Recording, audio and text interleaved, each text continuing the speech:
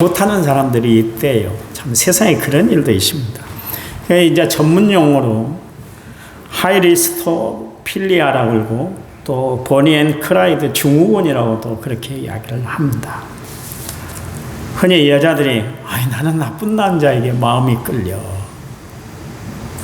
그래서 사실 나쁜 남자가 좋다고 그러는데 미국의 흉악한 연쇄살인마인 테드 번드도 여성 팬이 많대. 여성 팬. 세상에 노래 부르는 가수만 또 영화 배우만 그렇게 팬이 많은 것이 아니라 그 연쇄살인마인데도 불구하고 나는 이 남자가 좋아. 그런 일들이 벌어지고 있다고 그래요. 비정상적인 모습이에요. 여러분, 따를 걸 따르고 좋아할 걸 좋아하고 흠모할 걸 흠모해야지. 세상에 악영향을 끼치는 사람을 나는 좋아 그리고 박수를 치는 것은 있을 수 없는 거예요. 왜 그럴까요? 사람들이 마귀의 계기에 빠져서 살아가기 때문에 그렇습니다. 그래서 판단력을 잃어버리니까 어떻게 내가 그런 사람들을 좋아하고 그런 사람을 따를 수 있게 되는 거예요. 이런 것은 결코 사회에 좋은 영향을 끼치는 것이 아닙니다. 세상에는 좋은 일들이 정말 많은 사람들에게 좋은 영향력을 끼쳐야지 나쁜 일이 그렇게 영향력을 끼치고 세상이 돌아간다 할 것 같으면 세상이 정말 하나님이 원하는 세상이 되질 않는 거예요. 여러분 봐보세요. 소돔과 고모라 성이 망한 이유, 폼페이가 그렇게 최후를 맞이할 수밖에 없었던 것은 뭐냐면 하나님 말씀을 거역해서 그들이 하나님이 주시는 모든 생활을 역으로 생활을 했거든요. 우리 이용환 안수집사님이 한 번은 저에게 그런 말씀을 하시더라고요. 목사님, 세상이 어떻게 이렇게 거꾸로 가는 세상이 되는지 모르겠어요. 그런 말씀을 하시더라고요. 맞는 이야기예요. 세상이 자꾸 거꾸로 갑니다. 예수 믿는 우리는 어떻게 살아야 할까? 바른 가치관을 세우고 살아야 됩니다. 역사 인식을 바로 해야 할 뿐만 아니라 사회에 대한 인식도 우리가 바로 하고 살아갈 필요가 있습니다. 요즘 자경양, 우경양으로 인해서 교회 안에서도 심각한 갈등이 일어나고 있습니다. 우리는 어느 쪽으로 쏠리는 그 쏠림의 현상을 가져서는 안 되고요. 오직 예수 그리스도 중심의 삶, 가치관을 세우고 살아가는 성도들이 되어야 할 줄 믿습니다. 그래서 바울은 어느 쪽으로 자신이 휩쓸리지 않기 위해서 나는 십자가만 표대로 삼겠다 그랬어요. 바울의 삶의 목표, 좌로나 우로나 치우치지 않고 그가 주의 길을 걸어갈 수 있었던 것은 뭐냐면 다른 거 아니에요. 그가 십자가만 표대했기 때문에 그렇습니다. 그래서 바울이 무슨 이야기를 합니까? 나는 십자가만 알기로 작정해서 나의 유일한 자랑거리는 십자가뿐이고 예수밖에 없다. 그런 이야기를 했던 것을 알 수가 있습니다. 여러분, 그래요. 우리가 십자가를 중심잡이로 하고 살아가면 어느 한쪽으로 우리는 치우치지 않고 정말 주의 일들을 감당하고 세상을 바르게 살아갈 수 있는 줄 믿으시기 바랍니다. 배에 평형수가 있잖아요. 평형수가 있어요. 그 평행수가 있으니까 그 바다 한복판에서 그 파도가 치는데도 배가 전복이 되질 않아요. 왜요? 그 평행수가 배의 중심을 잡고 있기 때문에 그렇습니다. 특별히 우리는 정말 세상을 살아가면서 균형 감각을 분명히 하고 살아갈 필요가 있어요. 그래서 남을 무시한다든가 남을 폄훼하는 그런 어리석은 행동을 해서는 안 되는 거예요. 또한 자기 사고에 맞지 않다고 역사적으로 다 고정이 된 사건, 역사적인 사실, 그리고 사회적인 관념을 부정하고 살아간다는 것은 역행하고 있다는 것은 있을 수 없는 거예요. 우리가 알아야 할 것, 예수 믿는 사람들은 어떻게 살아야 할까? 편견과 시비가 없이 살아야 된다. 그런 이야기죠. 야고보서 3장 17절 말씀에 오직 위로부터 난 지혜는 첫째 성결하고 다음에 화평하고 관용하고 양순하며 긍휼과 선한 열매가 가득하고 편견과 거짓이 없다 그랬습니다.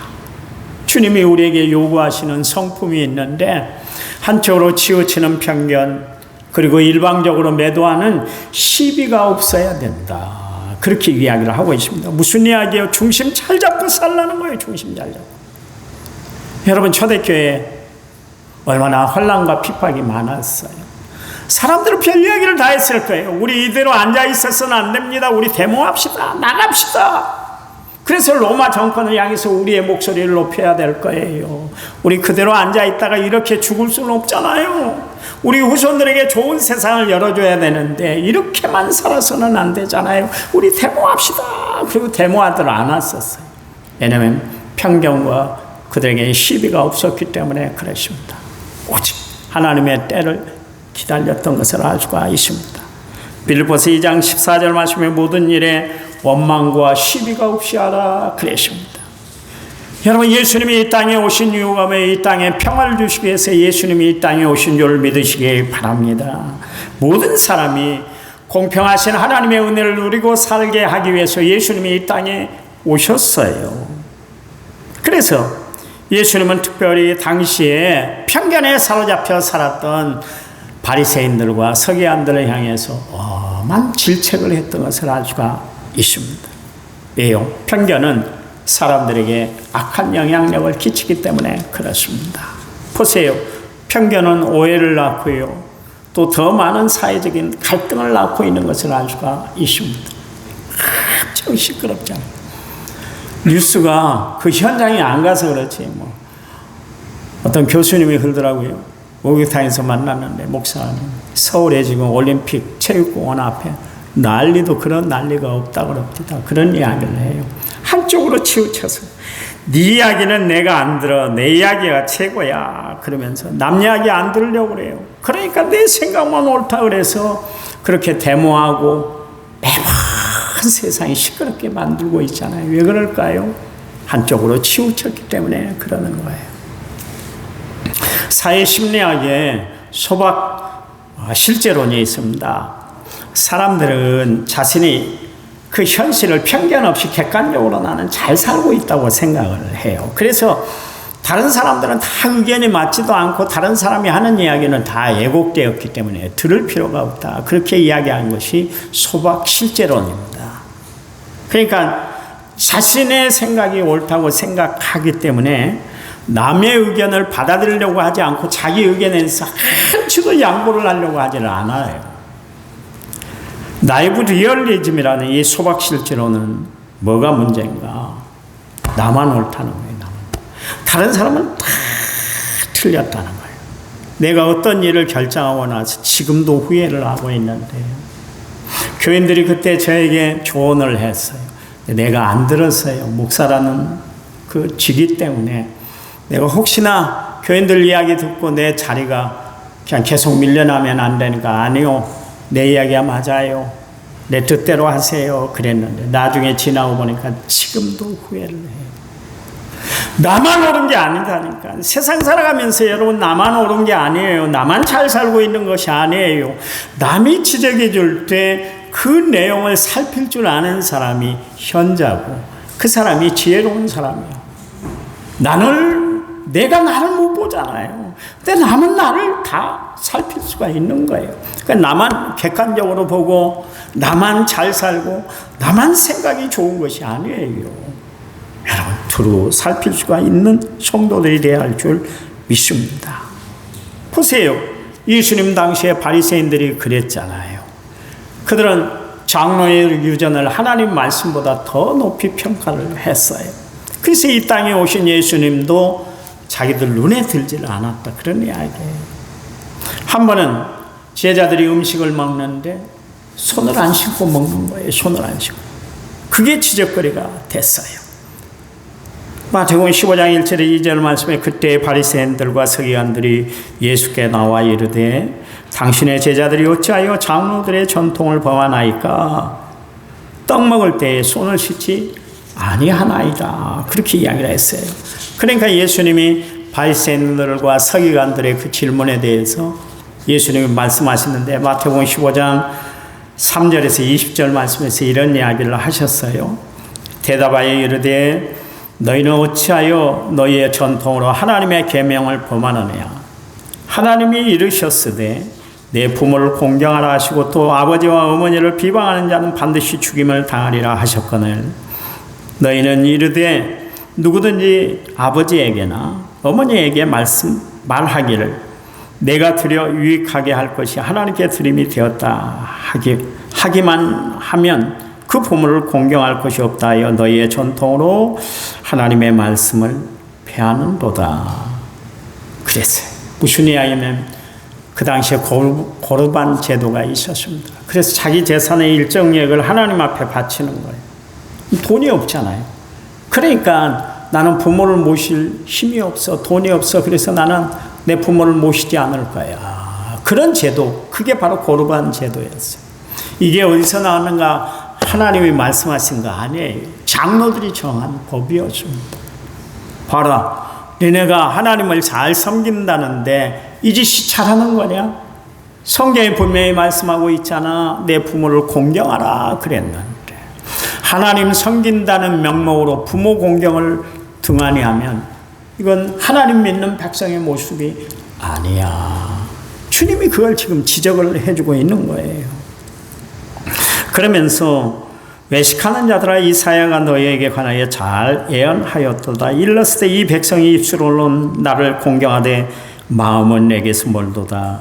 사람의 계명으로 교훈을 삼아 가르치니 나를 헛되이 경배하는도다 하였느니라 하시고 무리를 불러 이르시되 듣고 깨달으라 그랬어요. 여러분, 하나님은 하나님 공경하는 것만큼 부모도 잘 공경해 드려야 되는 거예요. 하나님 공경한다는 것 때문에 부모를 등한히 하면 안 된다니까요. 안 된다.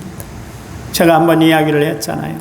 전에 있던 교회 신방을 갔어요. 전북대병원에 신방에 갔는데 권사님 한 분이 막 깍듯이 인사하고, 특별히 이제 우리를 아니까 다른 교회를 다녔어요. 그 권사님은 막 깍듯이 하고 막 환자 들어오면 막 부드럽게 밝은 미소로 막 그렇게 안내를 하는 거예요. 그랬더니 교인들이 지나가면서 지 시어머니나 잘 모시지, 지 시어머니는 내방쳐놓고 저렇게 가면을 쓰고 사람들 앞에서 별짓을 다 한다고 욕을 합니다. 그게 덕이 되겠어요? 그렇잖아요. 부모를 섬기지 못하고 그리고 하나님 섬긴다는 것으로 그렇게 봉사활동하고 되지 않는 거예요. 그 이야기죠. 그러면서 입으로 들어가는 것이 사람을 더럽게 하는 것이 아니라 입에서 나오는 그것이 사람을 더럽게 하는 것이니라. 이제 제자들이 나와 이르되 바리새인들이 이 말을 듣고 걸림이 된 줄 아시나이까? 예수께서 대답하여 이르시되 심은 것마다 내 하나님 아버지께 심으시지 않은 것은 뽑힐 것이니 그냥 두라. 그들은 맹인이 되어 맹인을 인도하는 자로다. 만일 맹인이 맹인을 인도하면 둘이 다 구덩이에 빠지리라 하시니 베드로가 대답하여 이르되 이 비유를 우리에게 설명하여 주옵소서. 예수께서 이르시되 너희도 아직까지 깨달음이 없느냐? 입으로 들어가는 모든 것은 배로 들어가서 뒤로 내버려지는 줄 알지 못하느냐? 입에서 나오는 것들은 마음에서 나오나니 이것이야말로 사람을 더럽게 하느니라. 마음에서 나오는 것은 악한 생각과 살인과 간음과 음란과 도적질과 거짓 증언과 비방이니 이런 것들이 사람을 더럽게 하는 것이요 씻지 않는 손으로 먹는 것은 사람을 더럽게 하지 못하느니라 말씀하고 계세요. 음식을 먹는데 손을 씻고 먹는 애 안 먹는 애 이게 중요한 게 아니라는 거예요. 그게 사람을 더럽게 하는 것이 아니라 사람 마음에서 나오는 것이 온갖 더러운 것으로 가득 차 있다. 주님이 그렇게 말씀을 하세요. 그러니까 사람들, 예수님 당시에 사람들은 본질을 인식하지 못하고 비본질적인 것에 매달려 살아가 결국 하나님의 말씀보다 장로의 유전을 더 높이 치고 있는 그런 바리새인들과 서기관들, 그 모습을 보면서 예수님이 너무나 안타까워했다, 그런 이야기입니다. 우리가 신앙생활하면서 그럴 수 있어요. 비본질적인 것을 더 높일 때가 있어요. 그래서 사람을 평가하고 외적으로 드러난 것을 가지고 판단하고 살아갈 때가 있어요. 여러분, 사람은 함부로 판단하는 것이 아니에요. 하나님은 우리를 재판장으로, 재판관으로 세운 것이 아니라 우리로 하여금 하나님은 헤아리는 삶을 살아가도록 하나님 우리를 부르신 줄 믿으시기 바랍니다. 아무리 내 마음이 싫고 내 마음에 거부 반응이 일어난다 할지라도 사랑으로 권면하고 사랑으로 대하고 살아가는 성도이 되시기를 간절한 마음으로 부탁을 드립니다. 우리가 살아가면서 중심 삼아야 할 것이 뭐예요? 하나님의 말씀이요. 하나님의 말씀이에요. 이스라엘 백성들의 문제는 하나님의 말씀을 경청해야 됐는데 그들은 하나님의 말씀을 무시하고 하나님의 말씀을 멀리해버렸어요. 그리고 살았어요. 그랬더니 에레미야서 22장 21절 말씀에 내가 평안할 때에 내가 내게 말하였으나 내 말이 나는 듣지 아니하리라 하였으니 내가 어려서부터 내 목소리를 청종하지 않음이 내 습관이다. 그러십니다. 이스라엘 백성들의 문제가 뭐예요? 하나님을 믿는 백성이에요. 하나님을 아는 백성이에요. 이 사람들은 그를 깨달을 때 가장 먼저 했던 것이 뭐냐면 율법을 읽게 만들었어요. 그 정도로 하나님의 말씀을 근간 삼아 살았던 백성들인데도 불구하고 하나님이 에레미야 선지자를 통해서 말씀하는데 너희는 내 말을 듣지를 않아. 내 말을 듣지 않는 것이 습관이 돼버렸어. 그런 이야기요. 여러분, 예배 시간에 여러분들이 예배를 드리는데 어떤 마음으로 예배를 드리는가, 어떤 자세로 예배를 드리는가, 그게 여러분의 습관이 될 수가 있다. 그런 이야기예요. 하나님은 지금 예배 드리는 우리의 중심을 다 살피고 계시는 줄 믿으시기 바랍니다. 이스라엘 백성들 하나님의 말씀을 버리고 하나님 말씀 없이 살아가는 것이 습관이 되었던 그들은 날마다 살아갈 때 원망과 시비밖에 없었다. 그런 이야기.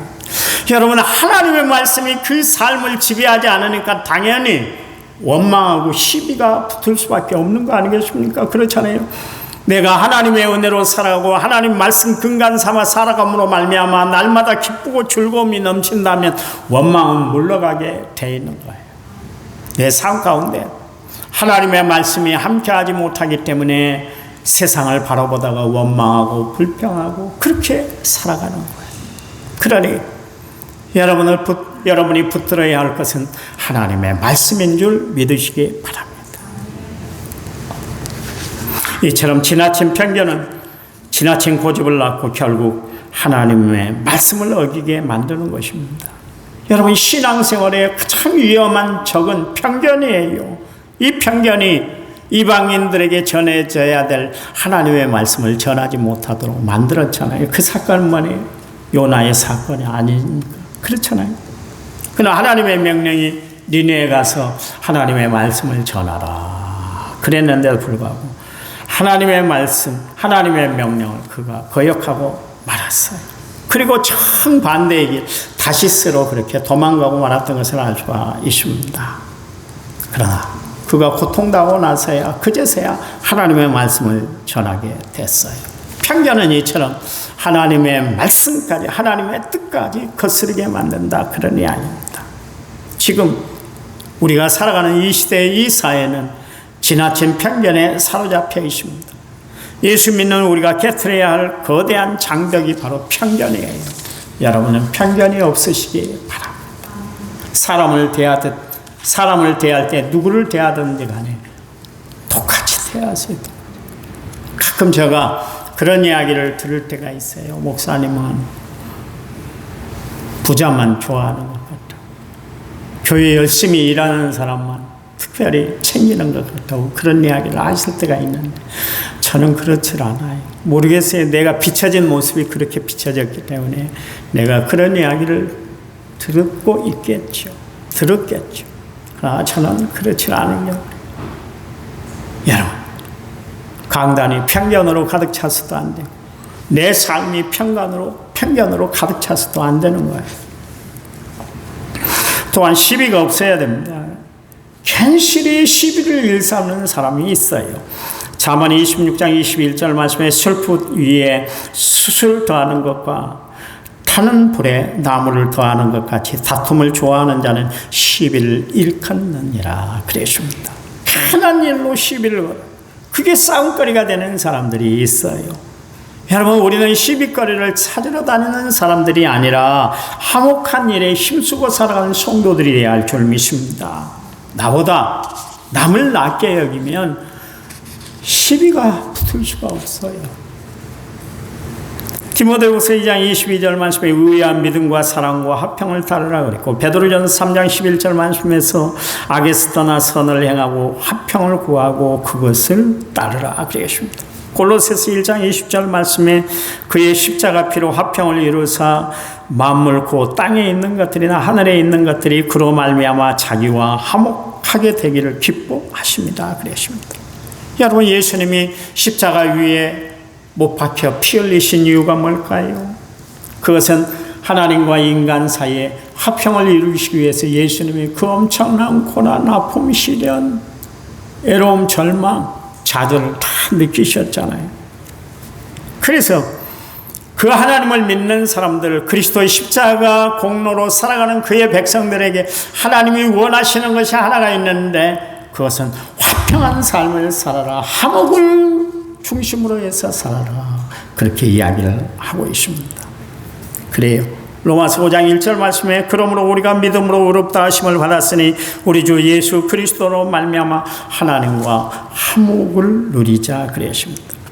로마서 12장 18절 오늘 본문에 할 수 있거든 너희로서는 모든 사람과 더불어 화목하라 그랬습니다. 히브리서 12장 14절 말씀에 모든 사람과 더불어 화평함과 거룩함을 따르라. 이것이 없이는 아무도 주를 볼 수가 없대요.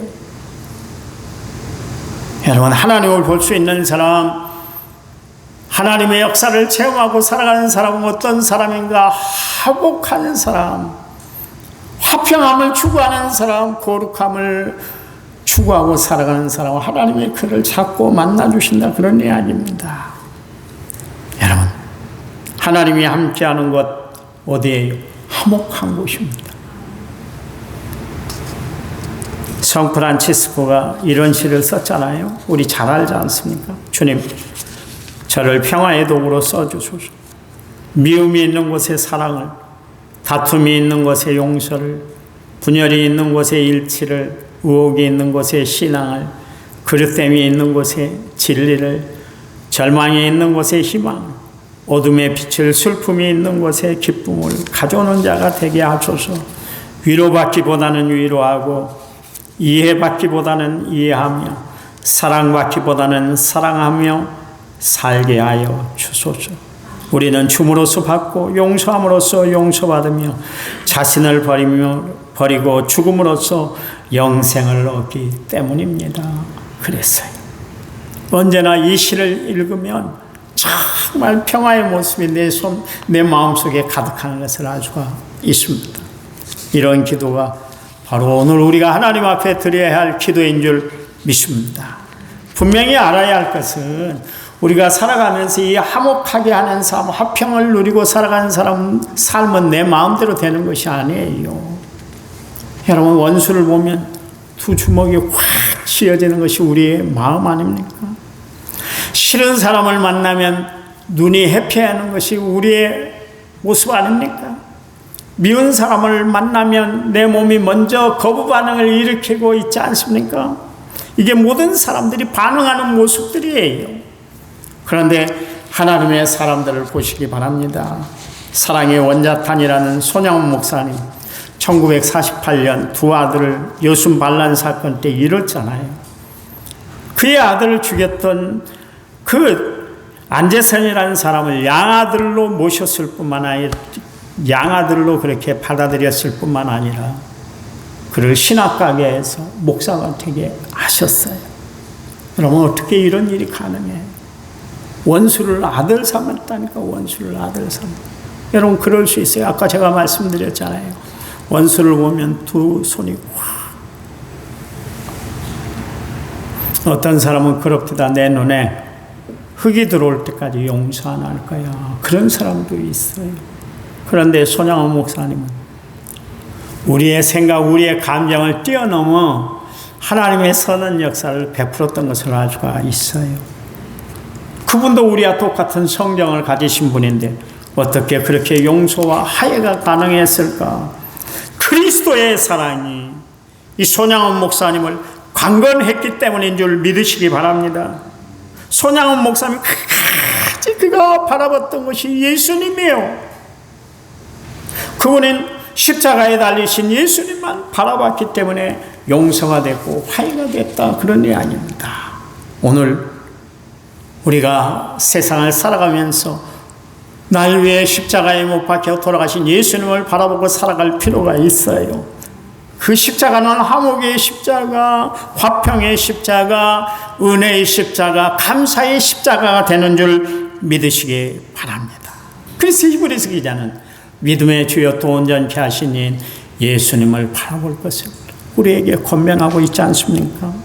여러분, 예수님의 십자가의 은혜를 우리가 누리고 살아갈 때 예수님의 성품이 내 인격이 되는 놀라운 삶을 살아가게 되는 줄 믿으시기 바랍니다. 예수 믿는 여러분, 원수 삼지 마세요. 시비 걸며 살지 마세요. 화목하시기 바랍니다. 하나님은 우리를 화목의 지체로 부르셨어요. 하나님 감사합니다. 오늘도 우리에게 하나님의 귀한 말씀을 통해서 화목하게 하는 사람, 화목의 지체로 하나님이 세워주셨습니다. 우리를 통해서 하나님의 선한 역사가 나타나게 주시옵소서. 한 주간 살아갈 때 어렵고 힘든 일들이 참 많을 텐데 그때도 사랑의 마음으로 모든 것을 받아들이고 살아가는 저희를 되도록 축복해 주시옵소서. 예수님의 이름으로 기도했습니다. 아멘.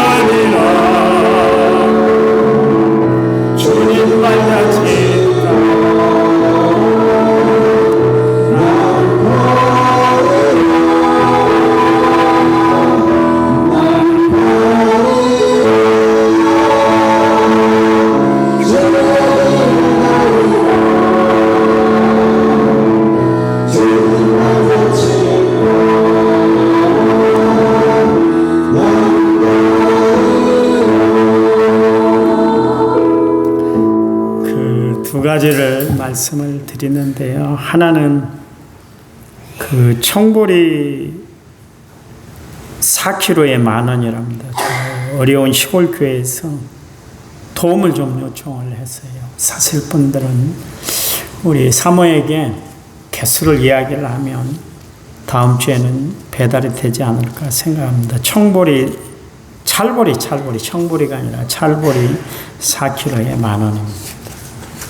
제가 웃은 것은 아까 예배 중에 우리 성민이가 이렇게 2층에서 가면서 머리를 묶더라고요, 머리를. 저도 청년 때 이 머리를 요 뒤에까지 길러봤거든요. 내 어머님이 한 번도, 야, 머리 좀 잘라. 누가 보면 여자 같은데 그 말씀을 안 하시더라고요. 근데 철이 드니까 그 머리도 다 자르게 되더라고요. 여러분 마음대로 평가하고, 아이고, 쟤는 얘 머리를 저렇게 기르고 다녀, 여자처럼. 그런 이야기도 하지 마세요. 시험 들어요. 나중에 다 자를 때도 있어요. 기를 때가 있는 거면 자를 때가 있는 겁니다. 그저께 병원을 데리고 갔어요. 천지에. 성민아, 의사 앞에 갈 때는 머리 좀 묶고 가. 예. 그래서 그래 한데 띠 갖고 왔어요. 머리 묶고 들어갈 거예요. 그러더라고요. 다 깔아먹는다. 다. 여러분 자녀들에게 한마디 이야기한 거 잔소리요. 지네가 다 알아서, 요즘 애들은 영리해 갖고 악한 애들 아니고는 지네가 다 알아서 판단하더라고요. 기도합니다. 이제는 길이요 진리요 생명 되신 우리 주 예수 그리스도의 은혜와 하나님 아버지의 지극하신 사랑과 성령님 위로교통의 충만한 역사가 오늘 말씀을 받은 모든 성도들을 위해 이제부터 영원토록 함께 하시기를 간절히 축원하옵나이다. 아멘.